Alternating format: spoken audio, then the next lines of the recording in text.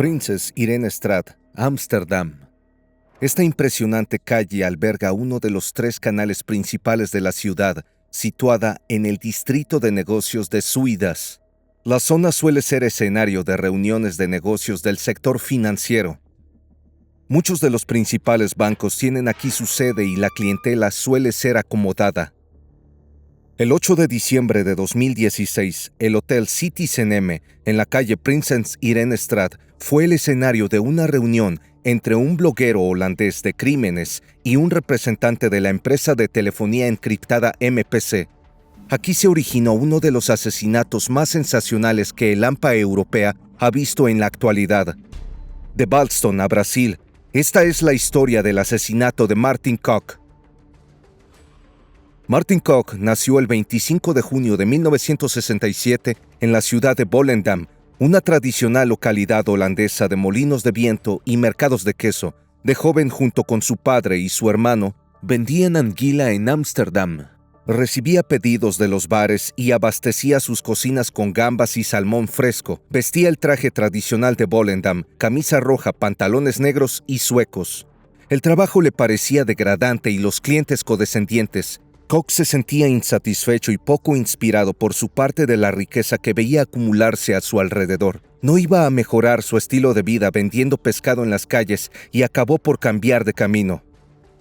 Durante los últimos 200 años, los puertos holandeses y los canales han sido algunos de los centros comerciales más lucrativos del planeta. Sin embargo, esta prosperidad sin parangón trajo consigo el auge de una próspera delincuencia, especialmente en Ámsterdam. Al final de su adolescencia, Kok se trasladó a la capital y empezó a trabajar en clubes, donde conocía a sus clientes y les vendía drogas.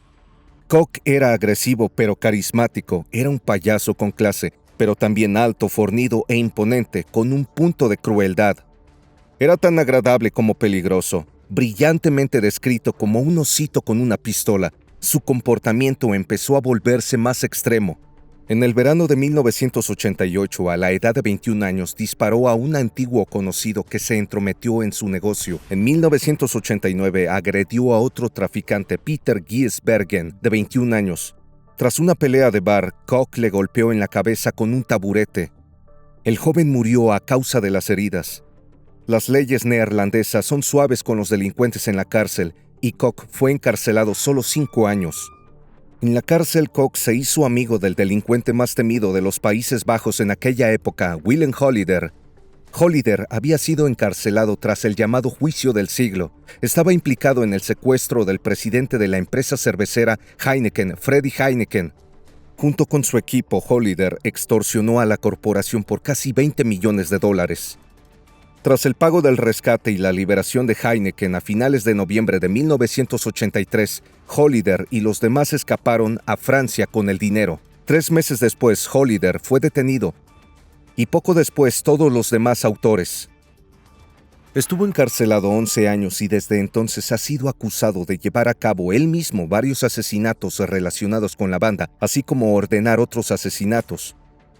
En la cárcel, Martin Kok, Willem Holleder y Cor van Hout, uno de los cómplices de Holleder en el secuestro de Heineken, se hicieron amigos. Comían y salían juntos. Fue durante esta época cuando Kok empezó a conocer las altas esferas del crimen organizado, y esto acabaría siendo su perdición. Cuando Kok fue liberado, volvió a hundirse en su vida criminal. En un incidente con una banda, chantajeó a Jan Geit, antiguo contable del jefe mafioso Klaas Bruinsman, y colocó una bomba bajo su coche que lo hizo volar en pedazos, pero sobrevivió. Debía al suegro de Kok una cantidad grande de dinero. Kok fue detenido de nuevo tras un altercado con el nuevo novio de su exnovia, un taxista. Resultó que su novia se había enamorado mientras él estaba en cárcel.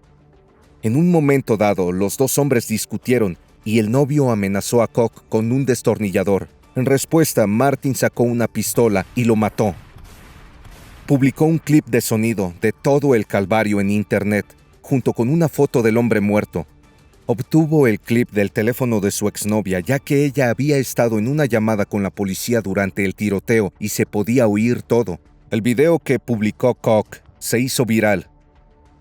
Aparte de la violencia y de ganar dinero ilícitamente, había una cosa que Koch atesoraba por encima de todo: la atención. Tras su liberación a los 47 años, Koch creó el sitio web blindeskruimel.nl, que significa mariposas en neerlandés. Era poco ortodoxo y temerario, lanzando rumores no verificados ni contrastados en Internet. Normalmente ponía fotos si era posible, sin censura e insultando a los criminales cuando le convenía. El blog tenía muchos lectores en los bajos fondos holandeses. También se convirtió en lectura indispensable para los civiles. En diciembre de 2016 publicó una captura de Google Analytics en la que mostró recibir más de 4 millones de visitas el mes anterior. Anuncios de abogados, tiendas de espionaje, dispositivos de comunicación encriptados y sex shops se vendían por miles de euros, según contó a medios locales. Informaba sobre capos irlandeses, narcotraficantes marroquíes, planes de asesinatos, bandas moteras y sus fiestas. A diferencia de los medios holandeses, que solo informan el nombre y la inicial del apellido de un sospechoso, él publicaba a menudo los nombres completos. Este tipo de actividades periodísticas lo volvió objetivo de las personas a las que cubría, al igual que sus burlas. Alguien intentó dispararle en su casa en 2015, dejando su coche con disparos, y en 2016 descubrió un explosivo bajo su vehículo. Cuando un escuadrón antiexplosivos descendió junto con las cámaras de televisión, Koch se deleitó con la atención. En una entrevista en el lugar de los hechos se mostró amable y carismático. Ebrio de exposición mientras tartamudeaba, llamó Pomerani al explosivo para deleite del público que conocía a Koch y sus hazañas. «Estoy en tantas listas que solo tengo que agachar la cabeza y se matarán en el fuego cruzado», dijo al reportero de televisión. Koch, un hombre robusto, de rostro pesado y arrugado y ojos que sin embargo parecían deseosos de agradar, dijo a la cámara: «Blindeskrim no va a renunciar, estamos en pie». Fue el primero en publicar los nombres de Ridouan Taghi y sus cómplices. Esto enfureció a Taghi y convirtió a Koch en objetivo. En julio de 2016, un policía vio una bomba debajo del coche de Koch, que estaba aparcado frente al restaurante Klein Kalfean de Amstel, frontera entre Ámsterdam y Amstelveen. La bomba fue desactivada, después fue detonada en una zona remota, lo que demostró la enorme potencia del explosivo. Los periodistas disfrutaban de su compañía y él de su validación, pero era peligroso estar muy cerca de él. Una bala destinada a Koch podía desviarse. Los periodistas que cenaban con él no lo dejaban pagar, temiendo tener incómodas deudas morales. El método de Koch era hablar con tipos que conoció en la cárcel, aceptar su charla como un hecho y publicar una historia. Estaba dispuesto a impugnar a la gente con solo pequeños relatos. Luego enviaba mensajes a los periodistas, alertándoles de su primicia. Reveló detalles sobre las actividades de una banda, sobre el corrupto funcionario de aduanas, Gerrit G., que era el jefe de una extensa red de drogas. No solo permitía que los contenedores de cocaína entraran en el país sin control, sino que además aconsejaba a sus clientes qué carga de cubierta utilizar para no levantar sospechas. Los contenedores pasaban sin obstáculos los controles del puerto de Rotterdam. La última contribución de Koch sobre Gerrit G. fue el jueves 8 de diciembre. Fue asesinado esa noche. Entre 2015 y 2016, Koch fue abordado por una compañía llamada MPC, que producía teléfonos encriptados y los vendía a los conscientes de la privacidad. MPC quería patrocinarlo a cambio de publicidad en su sitio. Llegaron a un acuerdo y empezaron a publicar anuncios, exhibir gorras y otros objetos de la marca MPC en el sitio web y redes sociales. MPC pagó a Koch unos 13,000 euros para que siguiera el acuerdo. Para Koch era dinero fácil. Resulta que MPC no era una compañía telefónica ordinaria. Existen algunas de las llamadas empresas de telefonía encriptada. Muchas atienden y venden a delincuentes. Sin embargo, la propia MPC estaba dirigida por dos presuntos capos de Glasgow, los hermanos James y Barry Gillespie. Al principio, los hermanos eran clientes del sector de la telefonía cifrada y solían comprar sus dispositivos a Enetcom. Según una fuente conocedora de sus operaciones, La policía holandesa afirma haber relacionado a Enetcom, dirigida por Danny Manupasa, con casos de robo a mano armada, asesinatos y tráfico de drogas. Los hermanos no querían confiar a otros su seguridad, por eso crearon sus propios dispositivos. Contactaron a desarrolladores para hacer un sistema operativo personalizado. Los hermanos entregaron los teléfonos a personas con las que trabajaban en la importación de drogas, según dos fuentes. Pero más allá de utilizar los teléfonos para ayudar a delinquir con seguridad, la venta de teléfonos fue una aventura empresarial en sí misma. Los Gillespie estaban o están en lo más alto de la delincuencia organizada en Escocia. La policía de Escocia sospecha que los hermanos fueron asesinados en Brasil, donde se escondían desde 2018. Sin embargo, en el momento de este caso se cree que vivían entre Portugal y los Países Bajos. Usaban los alias de James Garner y Eamon Fitzpatrick y se hacían pasar por inversores para cubrir sus crímenes. Dirigían una banda en Escocia que operaban desde el extranjero junto con sus compañeros James White y Christopher Hughes. Christopher era un empleado activo y organizó algunas de las actividades de marketing de MPC en el blog del crimen de Koch. Hughes y Koch se frecuentaban. El 8 de diciembre de 2016 tenían una cita en el Citizen M Hotel, cerca de la estación Zuidas, en Ámsterdam.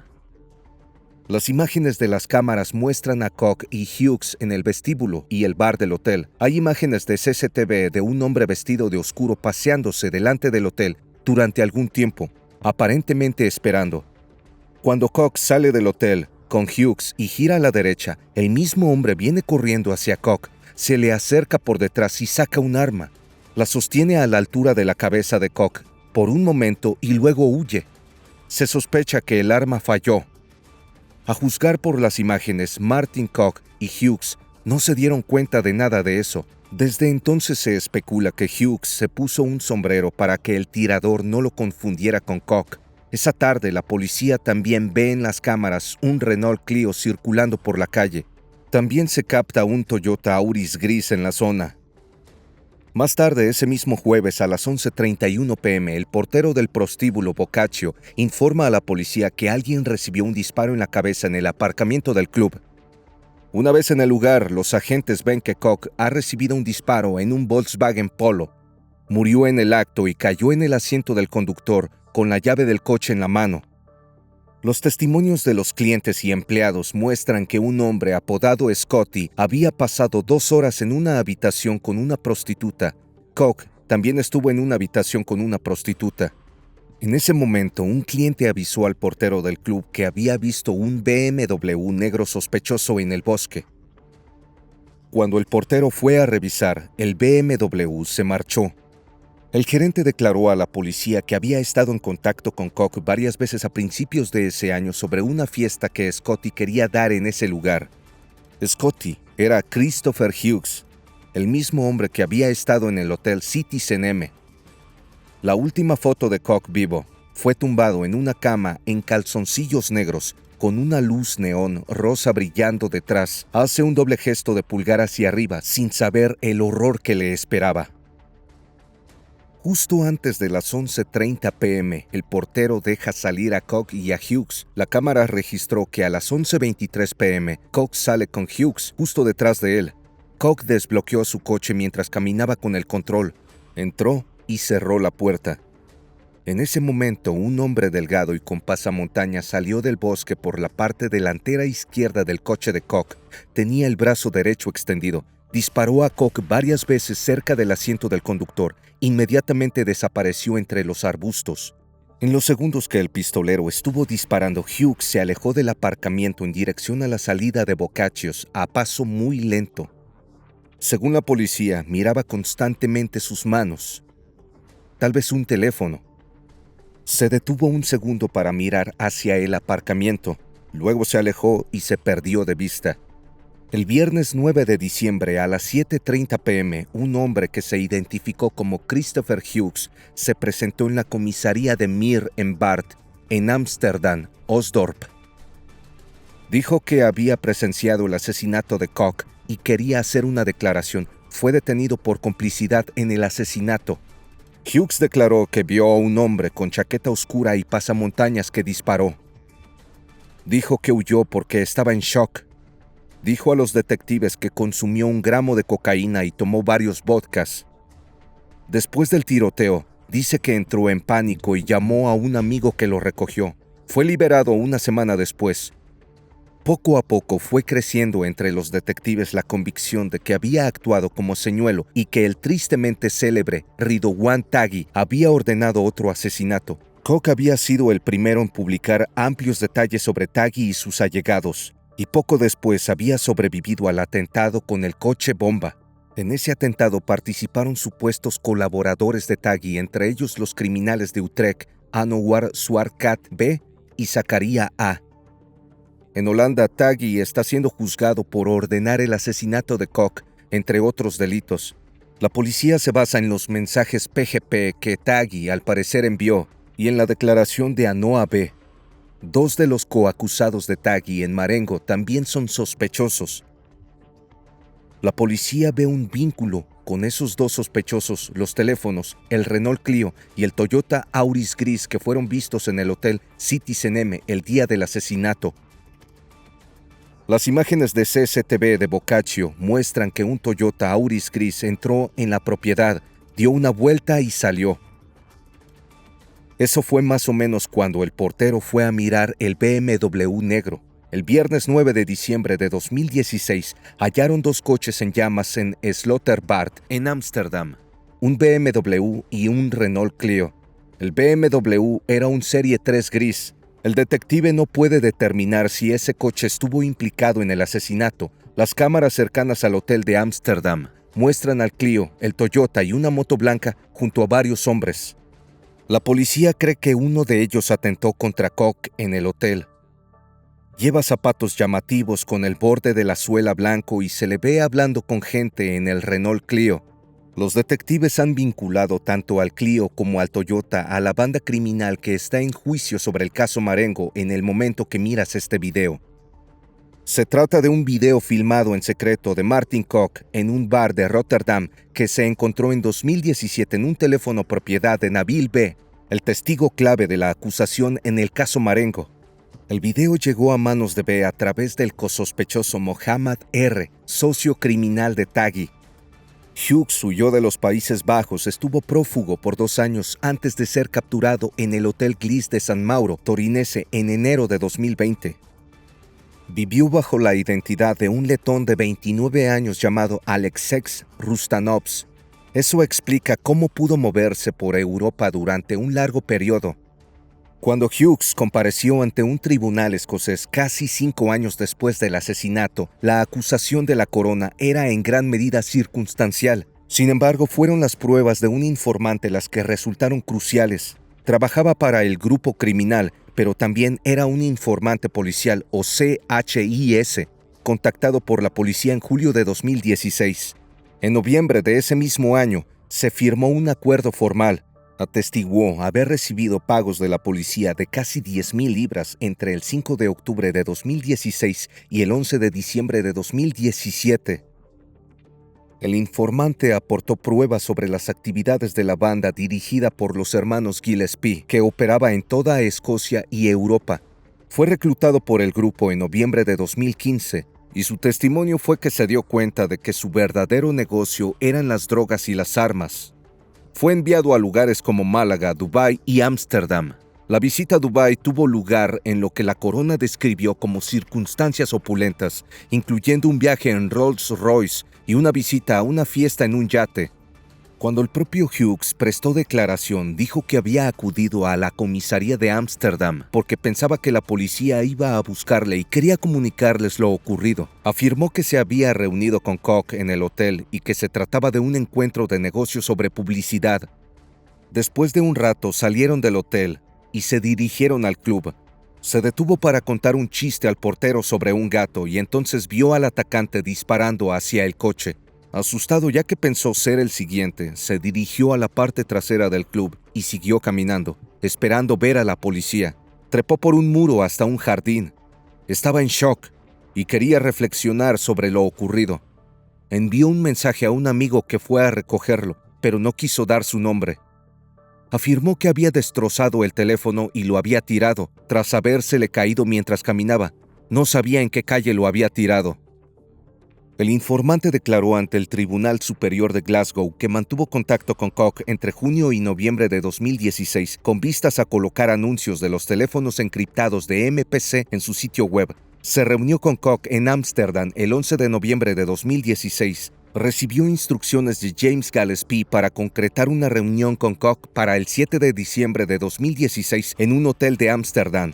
Le dijeron que asistiría Chris Hughes, pero Hughes llegó tarde y Koch se impacientó y se marchó. Tiempo después, al volver a su casa en Glasgow, el informante recibió un mensaje de James Gillespie que decía algo así: «El maldito nunca ha pasado». Estaba preocupado de que Koch fuera asesinado hasta el punto de ponerse en contacto con sus superiores de la policía, pero lo calmaron. A la mañana siguiente, Gillespie parecía más tranquilo y el informador pensó que malinterpretó el mensaje. Le ordenaron que organizara una reunión para ese día en el Hotel Citizen M de Ámsterdam. Estuvo en contacto con Hughes por mensaje a lo largo del día. Después, el 8 de diciembre de 2016, mientras estaba en casa, recibió un mensaje de Gillespie que decía que Koch estaba acabado. El informante dijo que a finales de 2017, James Gillespie le ordenó que abandonara Glasgow y pasó 12 días en el piso de Hughes en Amberes en noviembre de 2017.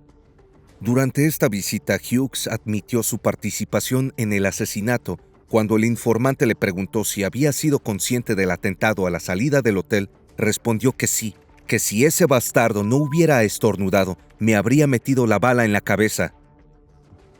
Hughes describió a la pareja viajando al club donde pagó para que Koch pasara un rato con una chica. Dijo que estuvo en comunicación con James Gillespie por teléfono codificado desde el club y que le dijeron que alguien estaba esperando a Koch. Al avisar a Gillespie de que iba a abandonar el local, le dijeron a Hughes que esperara, ya que Koch debía ir primero a su coche para no quedar atrapado en el fuego cruzado. Tras el tiroteo, se alejó del coche para avisar a Gillespie.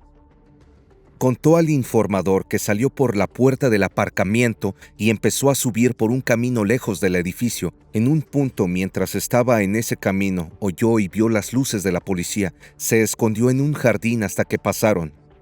Entonces recibió un mensaje de Gillespie en el que le decía que lo recogieran y se lo llevaran. Le dijeron que se deshiciera de un par de teléfonos y que se presentara en una comisaría para informar que estaba allí cuando mataron a Koch. En cuanto a Koch, fue el más desafortunado. Su nombre es ahora sinónimo de fama y desgracia, intrepidez y desinformación.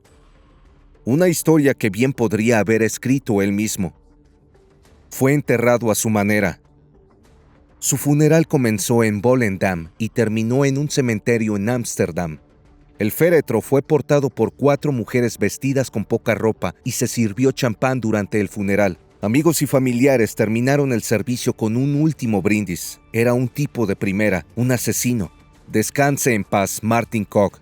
Si te ha gustado este video, ayudarías mucho al canal si le das me gusta y te suscribes. OCG TV en español está trabajando muy duro para mejorar y que disfrutes el contenido.